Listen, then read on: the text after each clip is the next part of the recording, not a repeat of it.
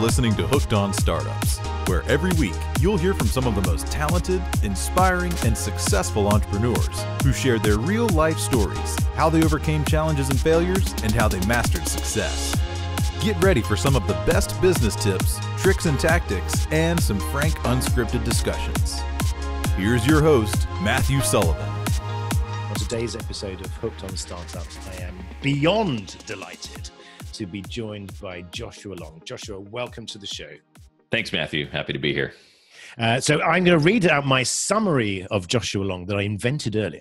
So Joshua, you are an entrepreneur, you are a strategy and sales guru, and a consultant who focuses on helping businesses break through their current revenue plateaus and unlock rapid growth.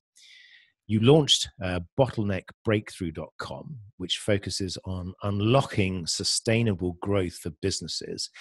And you're the author of Bottleneck Breakthrough, which is a book that you've recently published, which teaches businesses how to implement your Bottleneck Breakthrough Method. Does that sound anything like you at all? Yeah, I think you nailed it. I appreciate it. It's a skill I have, actually. It's a combination of stealing from various different places and putting it in together to make it sound completely unintelligible to anybody. Right. It's I always like some of the other intros that people write of themselves and the perspectives and their history and all the awards. And it's like, well, okay, great. Now what? That's the thing. It's what's the saying? The older I get, the better I was. So I think it's one of these things is if you have to sort of look back on all these things, I'm slightly embarrassed if I go back and think of all of those accolades that I just missed. You know, I was there, but so is looking backwards a real problem for businesses, you think?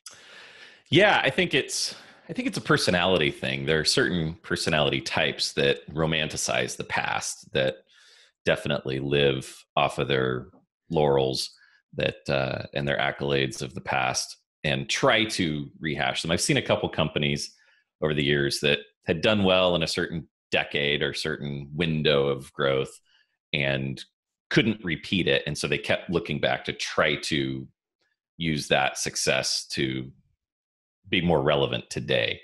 But I really think it's more of a personality type. There's non-business owners that romanticize the past. And I think that staying relevant and staying current, and that's one of the things I talk about in the book, is zero-based thinking. It ties in with the psychology practice of existentialism that I really liked in undergrad, that discards the past. It says, from today forward, what do we want? And so I think that's difficult for a number of business owners to face, because they may be overcoming hurdles now. They may be licking their wounds, coming back from a failure in a declining market, not wanting to face the music. And so I could see how paying attention to their past is a habit. I mean, and in your book, you have a system. You talk about sort of 6 key parts of the process. You talk about the mindset and strategy and vision. Can we talk about mindset to start with? So, yeah. So it's funny. I think that's the most important part of actually any part of life is getting your head trash cleared out. The problem is, in the book, I put it last because less than half of my clients want to face that first. It's kind of like, well, let's get some other successes. Let's get a bunch of things cleaned up. And then when there are no other bottlenecks other than the stuff going on between my ears, then we'll tackle it, or we'll just stop working together, because I think it is the ultimate bottleneck. And do you find that you've got, I mean, we'll go into depth in a few minutes in terms of what the process is, but do you find that you almost have to try and establish your credentials with a few quick wins? That's it. I mean, I think that's the name of the game for all consultants, advisors, is unless you have such celebrity that you can get buy-in for months and years on end without significant results. At the end of the day, all advisors, all professionals are on a short leash. They have to prove their merit day in and day out. Which is ironic, really, because in my opinion, and myself included, many business owners are actually not qualified at the outset to run businesses. Right. That's a really good perspective. I think we learn as we go from the school. Exactly. So in other words, where you want to be, you do learn on the job. So, but if you look at your credentials from the outset as a business owner, in many cases, they're severely lacking because you don't have. I mean, when I got out of undergrad with an MBA and started a mortgage brokerage, actually started a software venture that failed to launch, and then started a mortgage brokerage. I knew less than nothing at those points, and so. But you have the ability. So the great thing that, VCs, as a great example, invest in teams. I mean, it's not about the company necessarily. It's not about the idea. It's about the ability of the team to pivot if necessary and to react to circumstances. So my point here really is that if you're a business owner, and we're talking about sort of businesses in the wheelhouse of sort of 1 to 10 million a year turnover, do you find it the hardest thing for them to deal with is the appreciation that they've actually reached some sort of ceiling where they can't see beyond that? All the time. I mean, there are countless cases, I'm sure you've talked to them as well, where they are in a rising tide, they get a few things right, they get to a couple $1 million in revenue, and they think they have the world by the tail, right? And so it's not, in those cases, it's not until they've been stuck there for a while that then they start looking around and saying, oh, maybe I don't have this all figured out. Yeah. And it takes awareness. I mean, I think all of my clients talk about it. And in the foreword of the book, one of my past clients talks about that the process we went through was more up here for him, and being willing to challenge assumptions, even if they're not mindset limitations for him. It was challenge assumptions about how the business is supposed to run or could run to be more effective. And for him, that was what the Bottleneck Breakthrough Method unlocked. And I think that for me is one of the biggest bottlenecks, I think, certainly of all of the businesses that I've sort of meet and talk to. And in fact, any business that I run as well is actually realizing that you're beginning to run out of talent. Exactly. Right. And that's such a counterintuitive thought process, because entrepreneurs figure everything out on their own. They bootstrap oftentimes and have to figure it out to survive. And then they get to a point where they have to then say, no, I need other talent. It doesn't have to be a consultant like me. It's just relying on staff, relying on some advisor, something external, read a book. I mean, take outside input to get past where you're at. And I think that is a big shift for a lot of business owners. And I see this. I mean, I remember in particular, there was some guy on LinkedIn was having a rant. He was talking about these consultants and and I'm the one who knows how to run my business. I've done this and I've done it this way and it's worked. Right. So how can anybody come in and tell me how to run my business? Who knows how to run my business better than I do? And that to me was like this huge cry for help. It seemed. Right. It's a classic sociopathic public cry that pushes so many people away, but those that can see through it realize that person needs help. And I think on LinkedIn, that reminds me, Reid Hoffman, founder of LinkedIn, and his old Stanford buddy, Peter Thiel, who's now a venture capitalist. I read an interview or conversation of the two of them years ago, and it was really surprising. They started down this path of what percentage of small business owners or business owners in general are sociopaths by nature, meaning they look to themselves, the world revolves around them. They are the smartest, best ideas, most attractive people in the world.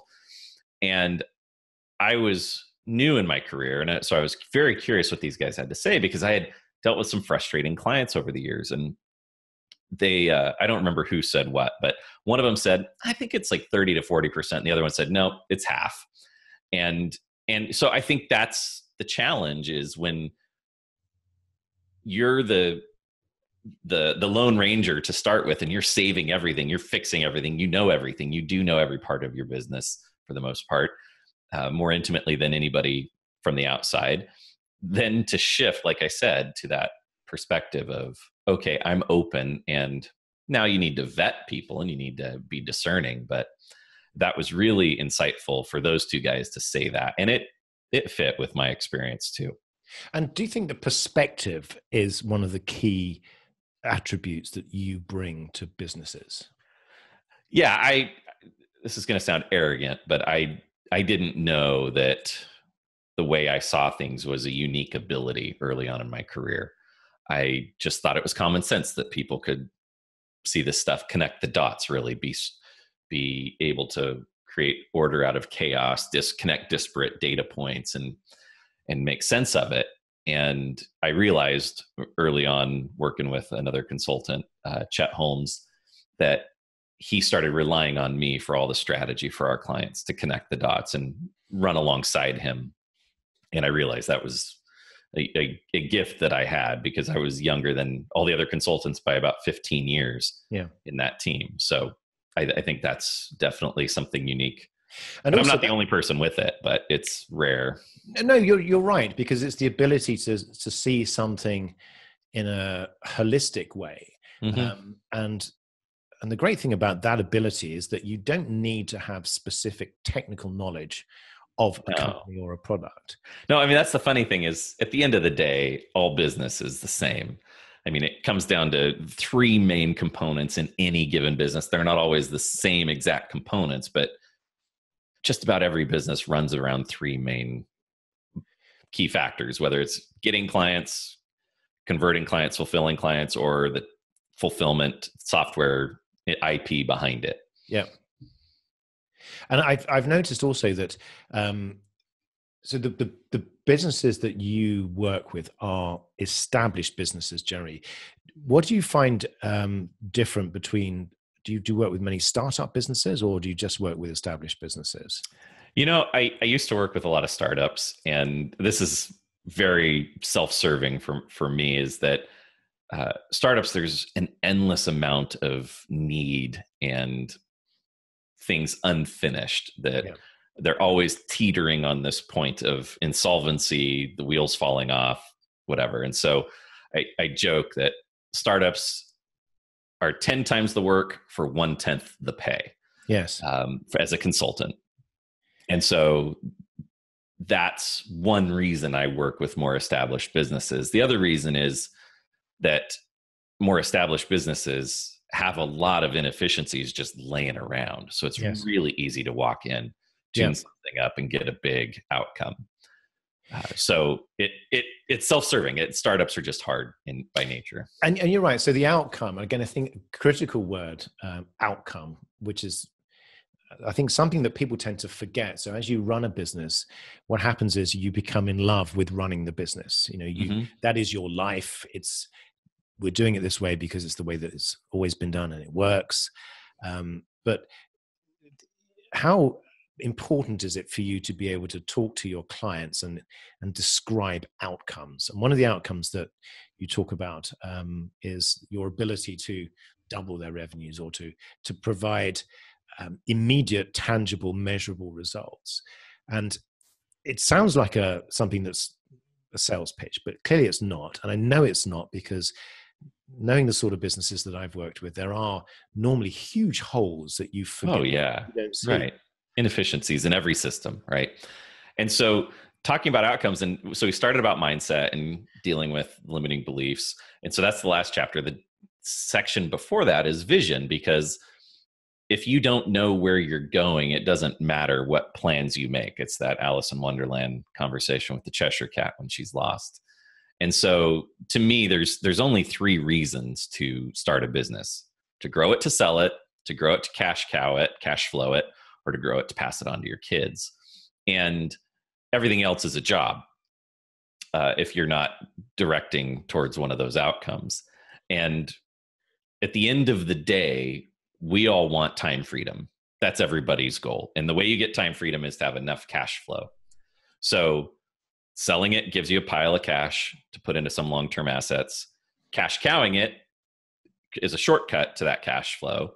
And then passing it on to your kids means that you've taken enough out of it to have long-term financial needs met. And so talking with my clients, I don't necessarily start every client engagement with what's your ultimate objective and how far away are you, and assessing that. I'm doing it more and more because I want to help accelerate that end goal. But with the objectives of what bottleneck are we fixing and why are we fixing it? What's the outcome that's going to be delivered or created, or the ripple effect that's going to either create more freedom or more problems if we implement this. So yeah, I think it's funny because I think that the mindset thing, actually trying to figure out why you're doing this, is the most important thing. Whether it's because any business, you can have an early initial success because you come up with a good idea, but then if you run out of vision, or it's not talent, it's because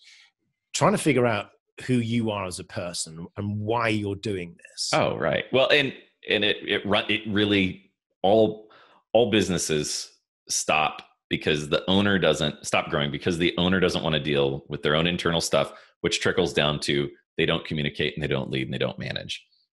And I think it's like any relationship almost, isn't it? Oh, right. I mean, everything is relationships. Everything's relying on other people, and leadership is getting other people to follow and implement your vision. So I've had lots of reluctant leaders that people want to follow them, but for whatever reason, they don't want to lead a team. They don't want to lead more people. And I got a really good friend. We were digging in to his business. And one of the reasons he was a reluctant leader was his parents had a business. And when he was 13, they had to lay a lot of people off because they had financial hardship. And that was a big imprint in his childhood that caused him to not want to be responsible for other people's livelihood.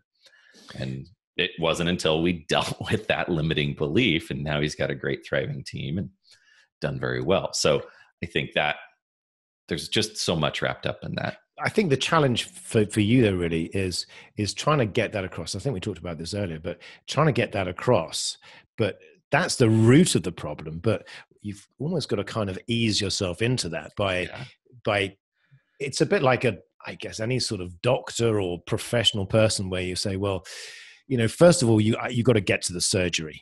It's like, right. Well, and I think surgeons are a great example of the highest level of consultation and sales. Is they're not going to most often aren't going to prescribe something that isn't going to deal with the root issue. Yeah. But in my role, people usually they come to me, they think they need help with their marketing. They need more leads. That's the siren song of every business owner. And so I can't come in and just go directly at, oh, well, tell me about your childhood and did your family own any business and anything like that. Because they're like, yes. Why are we going there? I need help with this Facebook funnel or this mailer or whatever. Our email autoresponder is broke or marketing automation's not there. So I can't come in heavy-handed and go right to the mindset stuff. And also, it's kind of like I have to beat around the bush a bit, because I joke with one of my long-term clients. She delayed getting something implemented for 3 or 4 months. And then when she finally got it done, it was a huge outcome. And she jokingly said, why didn't you tell me to do this sooner? And like I had written the copy, I had followed up with her 2 or 3 times to do it. The holidays came, it fell through the cracks. And I replied, I said, I can only crack the whip so hard before you bleed and I have to leave. And that's, so it's definitely a balancing act for somebody in my spot. And you're right, because then I think that's the difference between what you do and what these sort of self-help tutorials or online video courses are. Because what they're doing is just saying, here's a formula, but it has no relevance, because what I'm going to do, I'm just going to read the bits that I want to read. So I think I need more sales leads. What's actually broken is my marketing message, the way I deal with my customers, pre-sales and post-sales. My fulfillment, my onboarding. I know that if I sell more, this is a common problem with companies in the 1 to 3 million range, is the onboarding of fulfillment is broken. They don't have a clear path. And so the owner knows in the back of their mind that if they close more, that's going to fall on their shoulders to have to fix anyway. So let's throttle it. And so I think you're right. And I think the course, there was a great post the other day. Somebody asked a bunch of gurus, why do people not finish courses they purchase? And the biggest reason I've seen over the years is that the course or solution or program doesn't actually solve or give them the exact outcome they're hoping for. And so they get into it and they realize, oh gosh, I've got 40 hours of reading, watching, notes, implementation, and 3 or 4 hours in, I'm not seeing the light at the end of the tunnel on this. And so they give up. And so I think that's where the caveat emptor, buyer beware, whatever that because the marketers create all these programs and sell them well and get people into a frenzy, I think I don't want to create oversight and say, oh, the government needs to regulate this per se, but I think there's a lot of programs out there that are sold that have no hope in solving somebody's actual problem. Well, and so there's a lot of ignorance. Yeah, I mean, 90% of the problem is solved by virtue of me writing a check. Because then I think, okay, so I bought this course, so I'm, that's, it doesn't solve anything. All I'm doing is it's like trying to buy fitness. Right, exactly, right. I paid for the lifetime membership to the gym. I feel better doing that. Yeah, so I'm going to do it one day. So, and, or every New Year's when I feel bad and, I've got this lifetime membership to this gym I haven't been to in 300 days.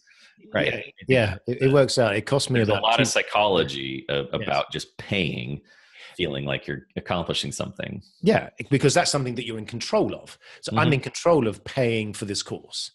And now I have the course, it's sitting there, and I will go through it in the time, and then I'll read some of it, and it won't resonate because it's actually probably too truthful. That's another one too, right? But these are all bottlenecks. So what we're doing is, these are points of constriction. So and the great thing about your book is it does identify them, and clearly what you're doing is you're leveraging your experience by saying, well, I could talk about mindset in chapter 1, but by the time you got through page 3, I'll have uncovered so many uncomfortable truths that the book, Bottleneck Breakthrough, will sit next to your other 200 books that you purchased that year on self-help. Yeah. And I think for me, I don't care if somebody never gets to the mindset stuff.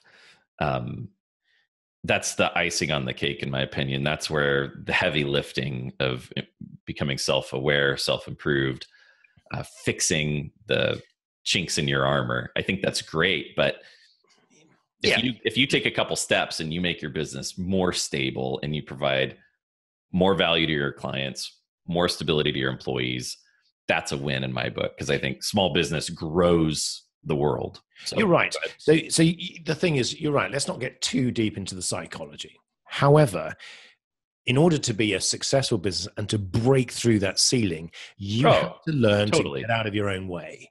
I think so. One of the biggest things I took out of your book was that whole. You have a great quote, which is, I think there's a couple of quotes that you mentioned. One is that you. It's not about trying to get better. It's yes. The quote is not trying to reduce the problems that you have. It's trying to teach yourself to get better. Yeah, Jim Rohn. He says, "Don't wish your problems were less. Wish you were greater." Exactly. Yeah, so that's the first. That's one of the most haunting quotes I've ever read. I've got a document of about 180 pages of quotes I've collected over the last decade plus, and that's definitely one of the top that is always useful. Because I think from a business owner's perspective, you get to the point where you just think, I've tried everything. I'm running out of capital. That's the classic line. Oh, we've tried it all. We've done it all. Oh, AdWords doesn't work for our company. Oh, XYZ. Yes.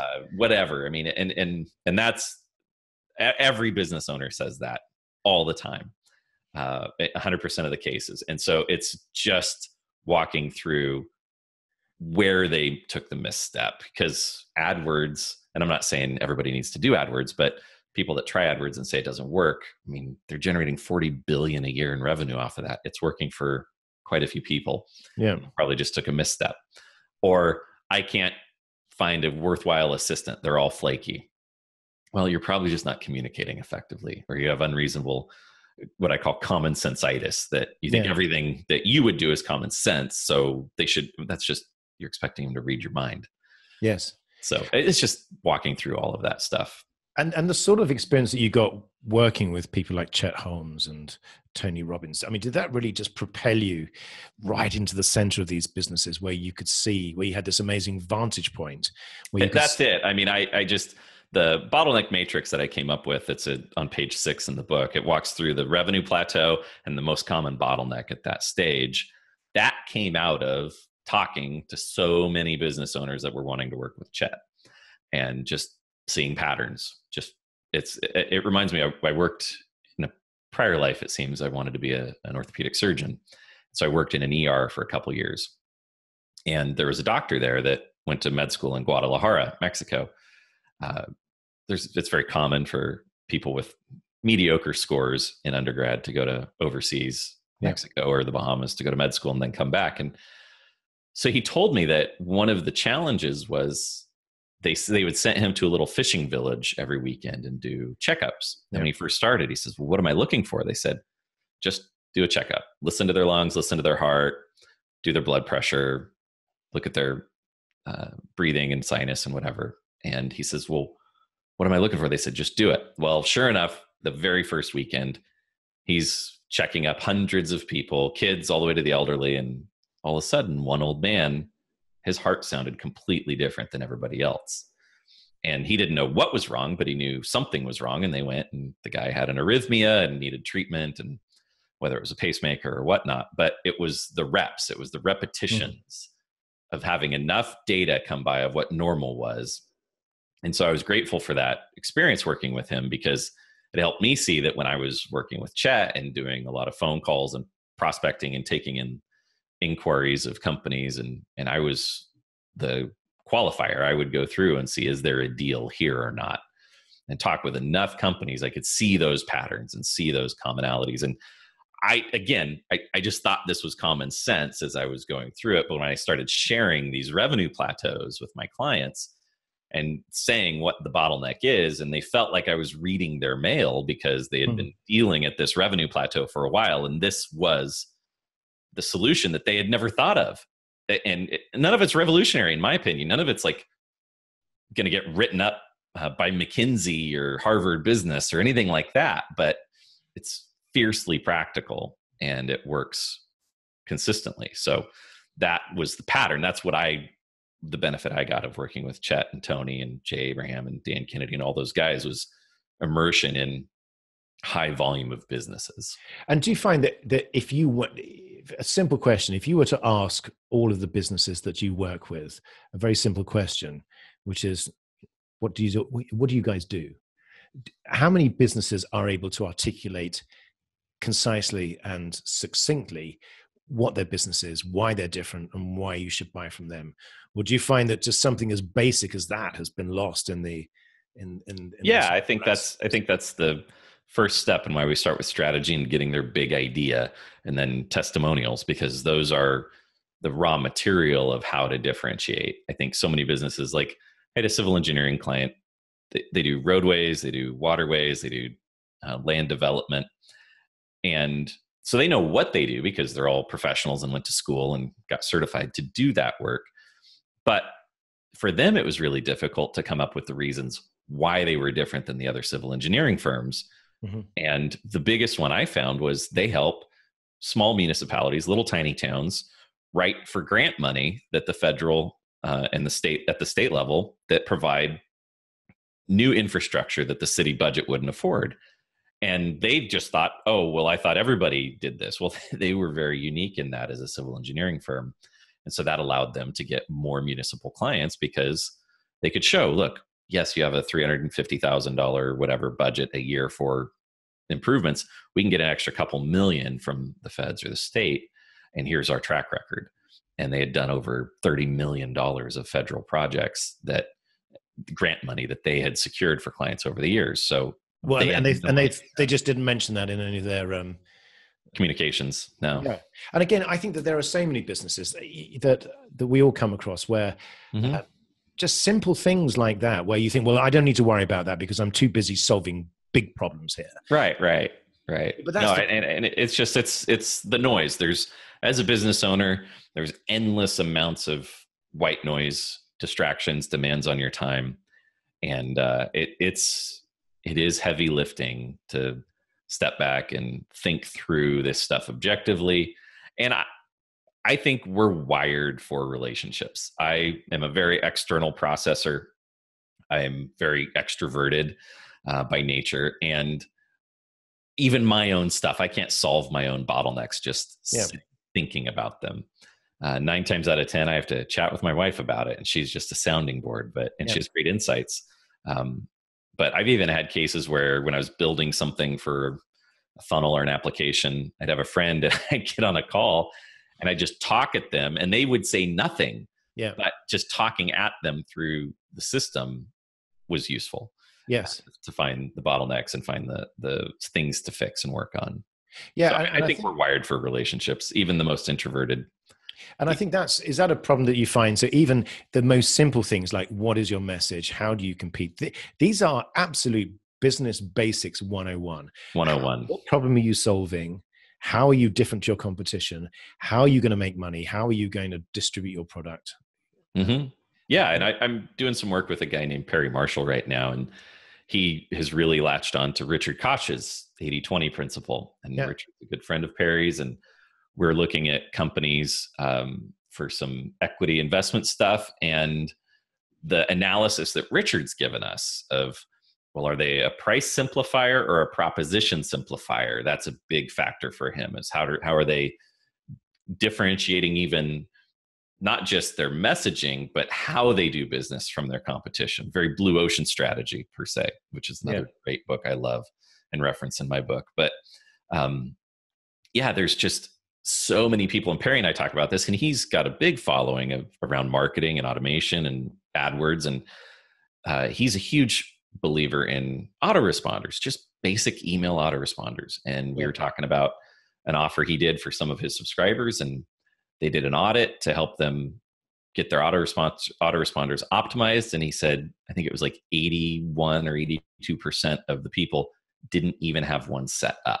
And these are people that are paying him for advice, paying him for his newsletter, getting his message month in and month out, and they're still not doing the 101 level implementation. But why is that? These are intelligent, capable people. I think it's the, and this is borrowing another label from a guy named Alex Sharfin, who I appreciate his entrepreneurial personality type label, is that it's the classic ADD. It's the classic need for stimulation, need for innovation, need for momentum, as he calls it. And I think that they get bored with seeing things through. Yeah. And if you look at the DISC profile or any other personality type profile, the classic entrepreneur is very low on follow through. Yes. They're usually quick starts. They like ideas. They like new things. They need variety. And I tell all of my clients that once I start seeing them not following through, and they bring a lot of new ideas and they dump them on their staff's desk, and they're not, and they're using it out of a need for variety, I tell them, stop this, go get a hobby for your variety. Your business needs to be more stable, more follow through, more implementation focused, because you've gotten to a certain level of revenue that's profitable. You've got more money than you need right now in your life for your quality of lifestyle, but you're sabotaging everything and you're making your staff go crazy by all this new ideation and need for variety. And do you think and is that a common problem with entrepreneurs, where once the idea has become successful, okay, I've proved that I can do it, I'm bored now, I want to move on to something else? And is that one of the things that sort of prevents them, because they don't actually really want to get through that $1 million ceiling? Because or 3 million or 5 million or 10 million, whatever it is that, I mean, there's so many cases I've got where they hit that ceiling and they're like, it's just too painful to look inside to deal with it. So I'd rather go do something else and be distracted and start another business, start some hobby business, whatever, or just use this business as an incubator to throw mud against the wall and see what sticks. And it just becomes this very chaotic state because they're now bored with the success. You fall out of love with your business, don't you? Because it's the girlfriend thing. So you're right, and then the mistress. Exactly. And as a relationship develops, then the grass is always greener. But the issue there is that you might have an incredibly successful business, And is part of your role to actually show the real value of what this guy has, or this woman has. Well, yeah. And I think it's then assessing, do we grow it or do we optimize it? And I talk about a good friend of mine in the book, Dale Rainey, that he had a dry goods brokerage. His dad had a grocery store, and Dale started buying and selling dry goods, and they had a surplus. So he'd find other grocery stores in the area, and he got it to a cash cow basis that it really took a half a day a week to manage. Yeah. And he now manages it from 1,000 miles away. He moved to a beautiful place in Idaho. It's still in Central California, and it's been running profitably for the last 15 years with very little oversight. And so he got that to a cash cow basis, and then has other things that cash flow provides opportunity for to keep stimulating. He's got a couple other businesses that some have failed, some have done well, but he has that foundation, and it's choosing the goal, right? Saying from the beginning, where are we headed? What's the objective? If it's to continue to grow profits because we want to get to some multiple, or we know at a certain level we're going to have excess capital, that's great. Or is it that we're making enough, we just need to figure out how to get more time freedom or more streamlined quality control so that it's more stable? I think it's that the fulfillment element is critical, isn't it? So so how do you come along and say, okay, I know that there are all these things that I can see because of your background and because of your history and all the experience you have. And what sort of response do you get from your typical client who's been in this dark room, metaphorically speaking, and you then not showing them, glimpses of the of chinks of light and faint signals from the future? So what is the sort of the normal responses that you get? Yeah, it's bipolar. So it's either, oh, thank you, oh, I've wondered, but I haven't been able to pinpoint that. Like, and that's the bottleneck matrix, like saying, okay, you're right at $1 million, you need an operations manager, and I don't think any of these people are going to be it, so let's develop somebody. And they say, oh, I couldn't put my finger on it, but thank you. And then the other side is, I don't want to deal with that. Let's go over here. I'm more interested over here. But I think, in fairness, I would say the ratio, in my experience, is it's not 50-50. There are far more people. So I don't know what it's going to be, but there are far more people that appreciate the insight and the perspective that you show. I'd still say it's probably 65-35.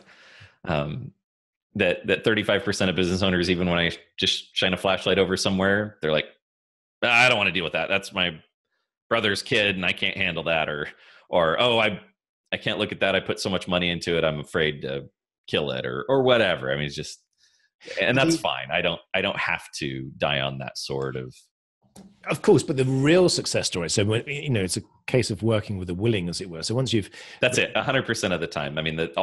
All of my biggest successes with clients have come out of business owners who said, do whatever you want. I lay myself bare.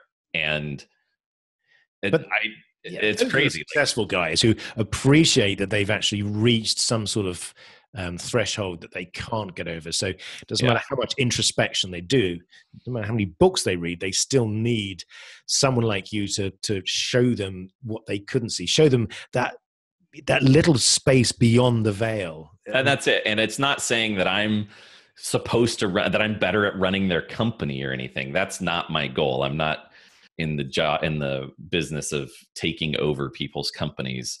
The goal is that I can help them change course, tweak something, reconfigure something that opens up a new wave of growth. And the problem is the descriptive words, consultant, coach. Oh, they don't do it justice, because I get bastardized for sure. There's a lot of abuse out there, and there's a lot of unscrupulous providers that I have no problem calling them out when I see them. So yes, but I think that's one of the challenges, really. Just I guess for people, or for you particularly, because and that's why I wrote the book. Was it really?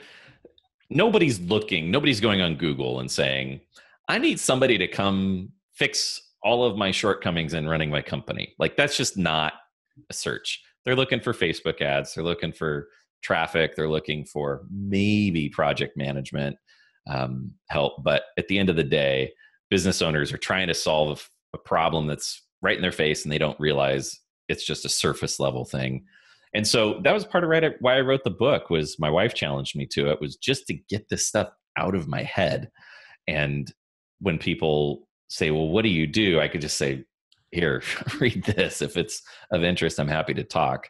But some of the impacts that you've had on people have been fairly monumental, because in your book, the preface is written by one of your clients whose life clearly you completely changed. So, I didn't know that until he wrote that. So I knew that he had growth, and he had thanked me, and we've built a great friendship. He's in my fantasy football league. I mean, he's a good friend now, but I did not realize he was in such a dark space right before we started working together.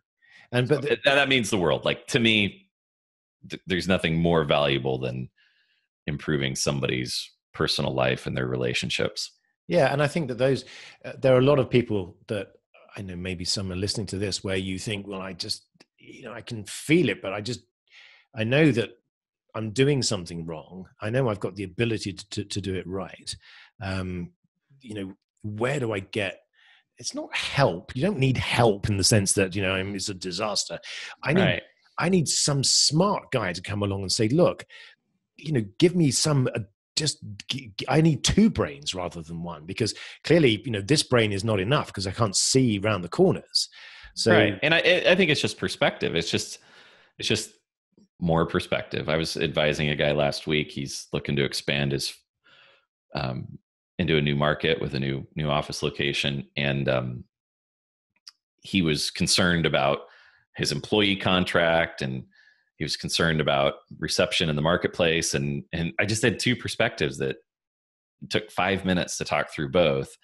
And he didn't have to worry about the employee contract stuff and all the do not compete and all that stuff that's pointless. No state backs him up anyway. And he solves it with so many other ways, with his fulfillment and team. And then the market penetration side, it was just being even more aggressive in one little area. And 10 minutes is literally all it took to get through those 2 points that he was mulling over for weeks on end. And actually, in my opinion, was going down a path that probably would have caused more problems than solved, especially if he had gotten that contract implemented that was so onerous and really restrictive and it's like having a aggressive prenup, right? Right at the beginning of a marriage. I mean, it just overly aggressive prenup that is all stacked in your favor. And it's like, well, wait, what's the point of this relationship? And it's funny because, I mean, coming back to the beginning where we were talking about your ability to double a business in 90 days. The fact is, it's not you that's doubling the business. No, I'm just helping show them the more efficient path. I mean, it's that. I mean, that's the critical thing with all of the things that you're doing. You're not running their business. You're not telling them what to do.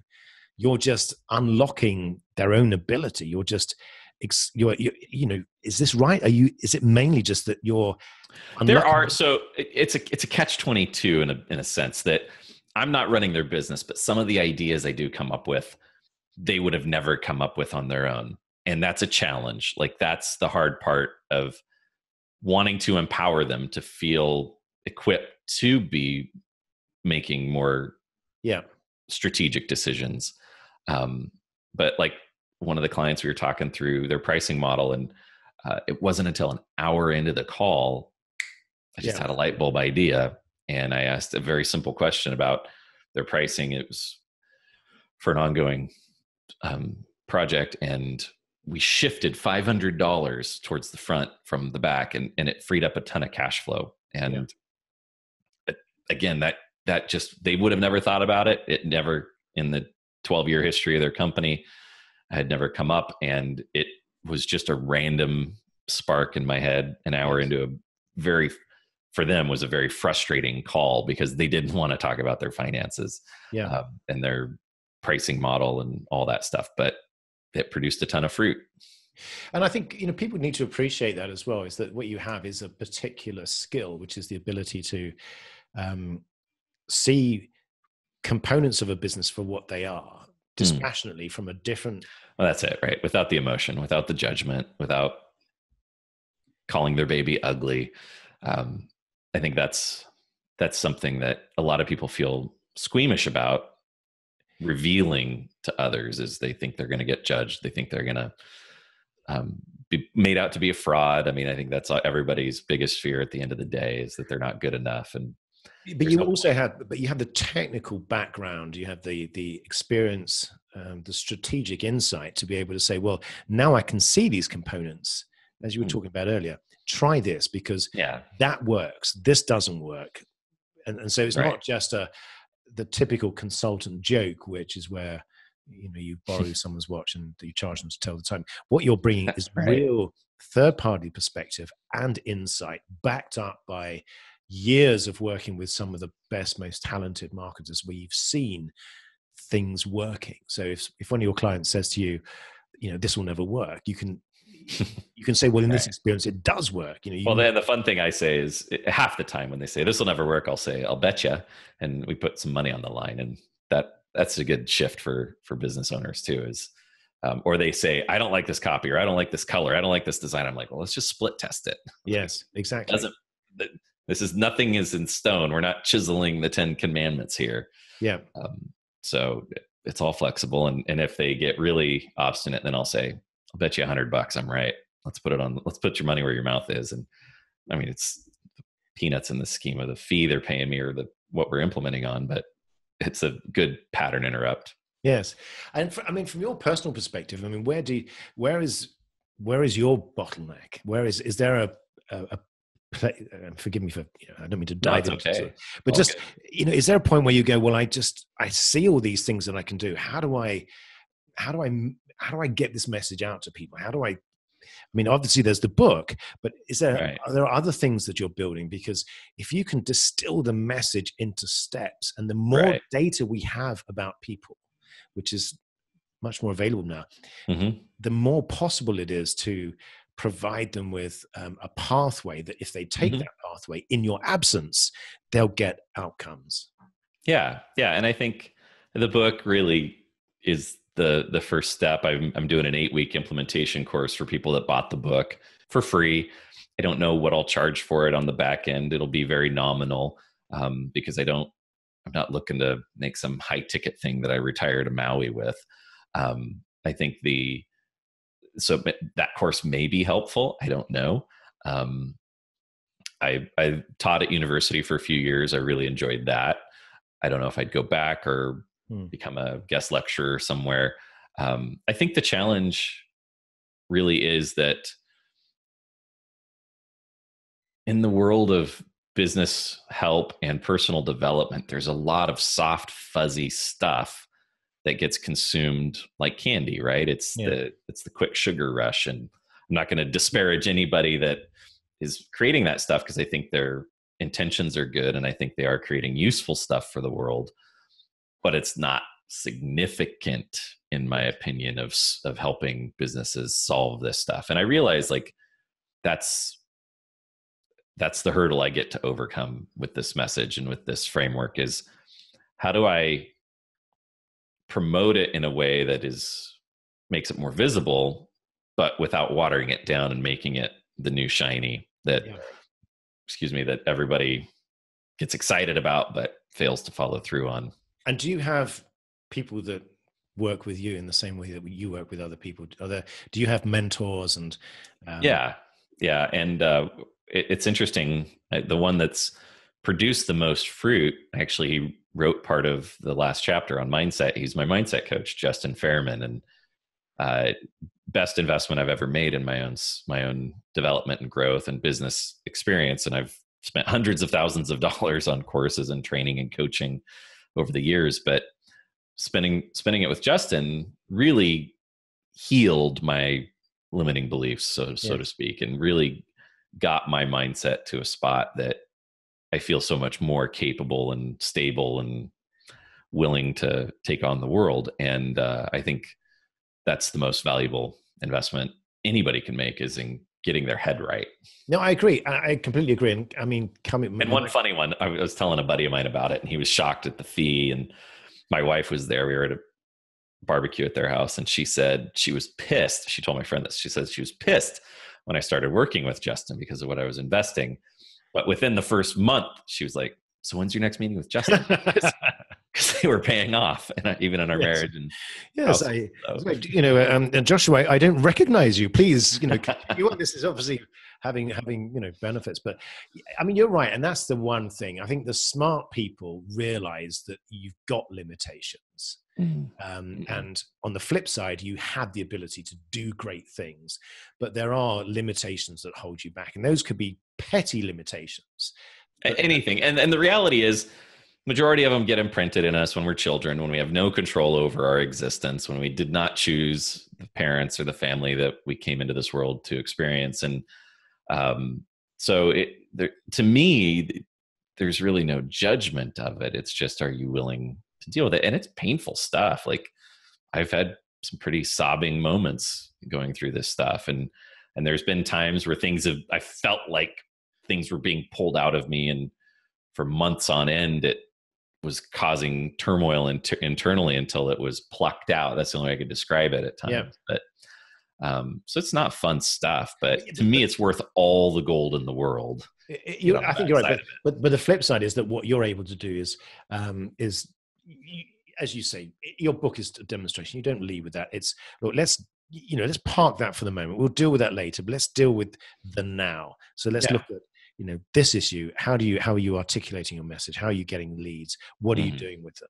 And then you get what are your expectations for your staff? How are you not communicating those expectations, which leads to all manner of disappointment, right? Unstated expectations is the leading source of disappointment, and or unmet expectations. And most of those expectations are unstated.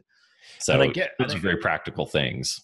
And your testament to the fact that the results are tangible. And I know, because I've been through these processes before, where you're very skeptical from the outset, but these people with your skills and your abilities do bring incredible value, and it's a very tangible, immediate value. And then, do you find that your clients end up being long-term clients where it's not just a short? It's a split. I have a very, I don't remember in statistics, the mean, median, or average, but I have like two medians. I have clients that work with me forever, or clients that work with me for 3 to 6 months. And 3 to 6 months is one of two reasons. Either their business just has a cap and we can't continue growing it, and we solve the bottleneck and fixed, and it's great. Or we I just keep running into wall after wall after wall on implementation, and they decide, nah, I really don't want to deal with this stuff. And so we part ways there as well. But the majority of them are long-term. And it's just the nature of my personality and the types of businesses I like working with. So it's the onion, right? There's just the next layer and the next layer and the next layer. And the fun part is, a lot of people said, you sure give away a lot of good insight in the book. And really, to me, the book is all the 101 level stuff. It's not that I don't share some really useful nuggets, but I want people implementing that and getting results, and then coming to me, because then I can really put the throttle down. Yes. It's fine. I'm happy to coach your team on how to project manage and how to communicate more effectively, or get them a course on copywriting so that they know the basics of what's in it for me from the perspective of the reader. But I love it in the cases when all of that's already done and we're tackling really big strategic stuff. Brilliant. So it must be a very exciting life to sort of have all these new challenges. Well, here's a new problem. There's my variability, right? My variety that I need for lots of stimulation. So I get it working with 5 or 6 companies at a time. The joke is, if I had only one company of my own and I was fulfilling other business problems, but just selling widgets or selling off the shelf, I could see how that could be very boring too.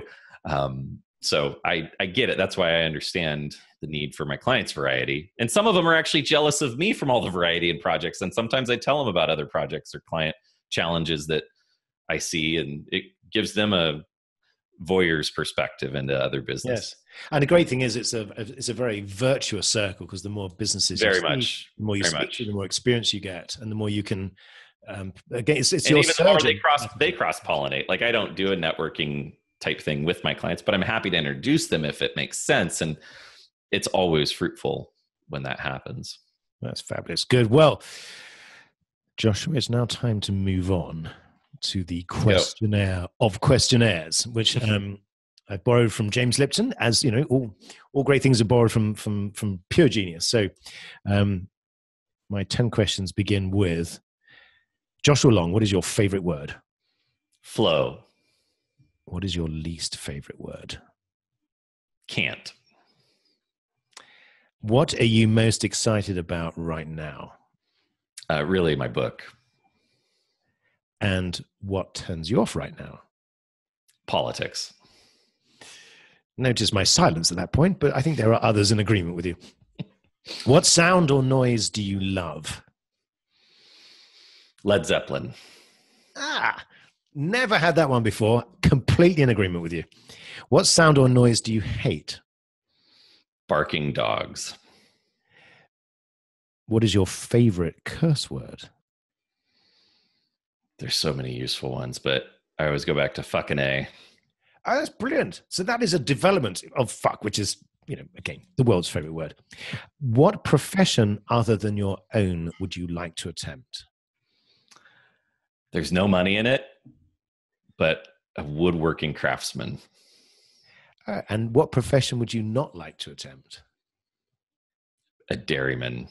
So you like getting up early in the morning. Oh, married to cows. You can never leave. Oh, I know those guys.